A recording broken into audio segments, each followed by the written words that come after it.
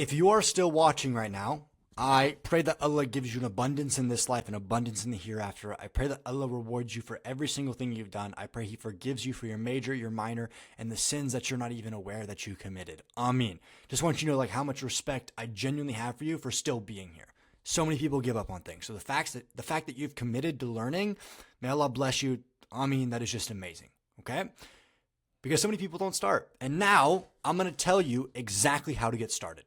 Okay? This is step by step how to start. Step number 1 is you need to assess your current situation. What's going on right now? I want you to write down the following things. Write down your monthly income, and if you want to learn how to track this stuff, in the tools section, there's a Barakah budget blueprint. It'll show you how to track your wealth. Write down how much you make every single month. Then I want you to write down the essential expenses, right? Your housing, your rent, your utilities, your transportation, car payment, whatever it is, everything that you have to pay for. Then I want you to write down how much you can save every single month, okay? Then write down, based on how much you can save every month, what is the potential amount that you could invest every single month, okay? Simple guideline, start with whatever you can afford easily and consistently. Even $20, $25 a month is viable. Even $1 if that's all you can start with, but start with what you can. Now, disclaimer, before you start investing, I would recommend having a safety net, okay? If you have people who rely on you, this is the caveat. If you're a father, if you're a mother, if you have people who rely on you and you are the breadwinner for the family, so you are the person who's financially responsible for the family, have 3 to 6 months of basic necessities covered. So if there's an emergency or if you lost your job or for some reason, you'd have 3 to 6 months where your family's taken care of, okay?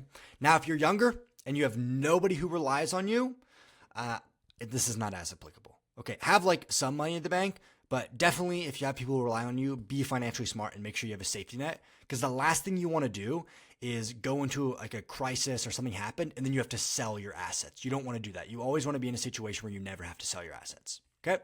Step number 2 is choose the investment approach that you're going to take. Okay. Option A, this is the easiest. It's what I recommend for beginners. It's using a platform like Wahad. Insert advert. Use code Canyon when setting up your Wahad account to get $10 worth of free stock, and you'd help me out. Boom, I'm getting good at this. But seriously, it's the easiest for people who want to just like not focus on investing. They'll take care of everything. You'll know what you're doing is halal. You're diversified. It requires minimal knowledge, minimal time. It's good for beginners. Okay. Option B is a little bit more self-directed, more control, is to open up an account with a conventional broker. This is a question you might have is, Kenyon, what's a different one besides Wahad that I can use? A brokerage that is available in the majority of countries, there's a brokerage called Interactive Brokers, okay? And I do know that they offer the S&P 500 Sharia Index Fund, so you can set it up there. So with the option B, which is more control, you're going to need to do the screening to screen if assets are permissible or not. It's going to require a little bit more learning. You're probably going to want some more in-depth training. Now, option C, I would recommend this for people who have much more capital, right? You should be investing thousands of dollars a month, maybe $1,000 a month, and be making like over 80 grand, 90 grand a year, is work with like an Islamic financial advisor, maybe someone who has like a wealth management agency. My mentor does do that. If you are someone who makes like over 6 figures, it's 5-figure investment to join his mentorship. It's like for people who are super serious. Like if you make a lot of money and you're serious about it, send me a message on school and I can help you out. But that's an example, right? When you have a lot of capital, option C can be good. So for example, if you make a bunch of money, Wahad might not be the best option because it's for beginners and you could multiply your wealth more doing like really hands-on investing. But obviously understand that's going to take more time. It's going to take more commitment too. Most people are going to fall into option A. Okay. So that's step number 2. Now, step number 3 is to pick what you're going to invest into. And obviously if you go with option A, this like using Wahad, it's all diversified for you. So you can pick a fund and Wahad will buy gold for you. They'll buy Sukuk for you. They offer, I think they might be offering real estate in a couple places. I think that's new. And they offer Shariah-Compliant stocks. So they're diversified for you. Okay. But if you're doing it your own, and just so you know this is good for you to know, here are some assets that you can pick from for ETFs. Okay. The Wahad Sharia-Compliant Fund, that's the one that Wahad offers. The S&P 500 Sharia Index Fund, that's the combination of the top 500 companies in the U.S. that are Sharia compliant. the Amana Growth Fund, and the Franklin Global Sukuk Fund. Those are like the four best Islamic ETFs that you can buy. Okay.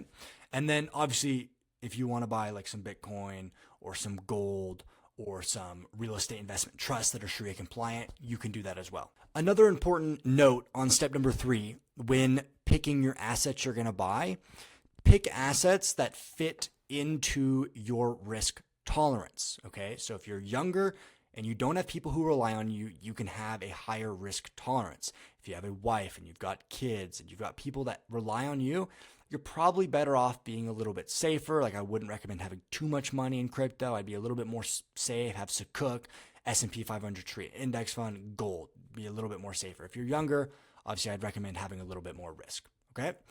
So you've picked your assets. You know what you're going to buy. Step number 4 is to set up automatic investing. So commonly I'm asked, Canyon, when should I buy? What's the best time to buy? What's the best time to sell? Stop. The best time to buy is every single month, regardless of the price.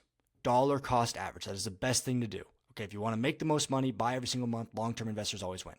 Now, what is the best time to sell? Never. Buy, hold, die. That's the way to do it. Okay, this is how you get the most compound growth. Only sell if you have to live off the dividends that are generated from the assets that you own. Okay. Now, why do automatic investing? Why is this crucial to invest automatically, where it just auto takes it out of your bank? It removes the emotional part, okay? The reason why most people lose money with investing is they act emotionally. They let emotions dictate them. But if you invest monthly, regardless of the price, you won't let emotions dictate what you do. It also ensures that you stay consistent, okay? Sometimes when, the market's going down, people are worrying what's going to happen. Just stay consistent no matter what. And when you use monthly automatic deposits, it makes you not have to worry about it. And then it takes advantage of dollar cost averaging. So dollar cost averaging is buying every month, regardless of the price. And if you have it automatic, it means you're going to buy lower sometimes, and then that's going to lower your buy price. Versus if you're always trying to game the market, you're never really going to know when to buy, and it's just so much simpler to do the dollar cost averaging. Okay. And then what this also does is it builds the correct financial habits. If you want to succeed as a Muslim investor, you need the right habits. And investing monthly is one of the habits you need. And if you want to build that habit, it's so much better just to set it up with an automation. Okay. How do you set up automatic monthly investing? If you use Wahad, there's just like a check mark. You can set up automatic investing and then they handle it all for you. So you can schedule, it goes straight from your bank to the brokerage that you're using every single month. Every single brokerage offers this. Okay. If they're not, you might be investing in some random brokerage that I heavily wouldn't recommend that you use. Just pick the date, the time, and how much you want to do, and then set it in stone. And then what you should do is every time you get a raise at your job or you make some extra money, you should plan to increase the monthly amounts that you invest. Always try to slightly increase that. Okay. So you've started investing. You have, let's go through it briefly. You've assessed, you've step 1, you've assessed your current situation. Step 2, you have chose the investment approach you're going to have. Step 3, you have selected the assets you're going to do. Step 4, you've set up automatic investing and you're now investing. Now, step 5 is you want to monitor your investments and adjust. This shouldn't take much time, but monthly, I recommend just pull up the apps you're using, pull up the brokerages you're using, check your accounts, check where they're at, check what's up, check what's down. Don't panic about prices, but just so you're aware of it. Ensure that your automatic investments are all happening. Make sure, if you're manually doing it and you're not going through someone like Wahad, make sure you're screening to make sure everything's still permissible. Check in with it. Quarterly, you should be reviewing your overall portfolio performance, realizing maybe am I a little bit too exposed to risk? Should I, pull back on risk a little bit? Maybe I just got married, so I should have a little bit more safer. Let's move some more stuff into Sukuk. Rebalance. Okay, this is really important. Learning how to rebalance your portfolio is crucial. So when you set the amount you're going to invest, right, diversified, what you want to do is you want to pick, I'm going to have 10% in Bitcoin. I'm going to have 20% in gold. I'm going to have 30% in the S&P 500 Sharia index fund. I'm going to have 20% here. Like it's all mapped out, right? But what's going to happen is some assets are going to perform better. And then all of a sudden you realize you have 25% in gold because gold skyrocketed, or you have 15% in Bitcoin. So every quarter you should sell and trim down so then now it's back to balance. You're back to diversified because you obviously don't want to get exposed to too much risk by not being diversified. And then obviously annually pay your zakat. I will haunt you in your dreams if you don't pay your zakat. Don't say I didn't warn you, okay? And then obviously Same thing as the quarterly and the monthly. Just review everything, check everything out, make sure it's all good. And then if you do have a lot of money, I really recommend looking into making sure you've got your will all sorted and all of that. But then you're all good. You, my friend, are now a halal investor. See you in the next video, guys.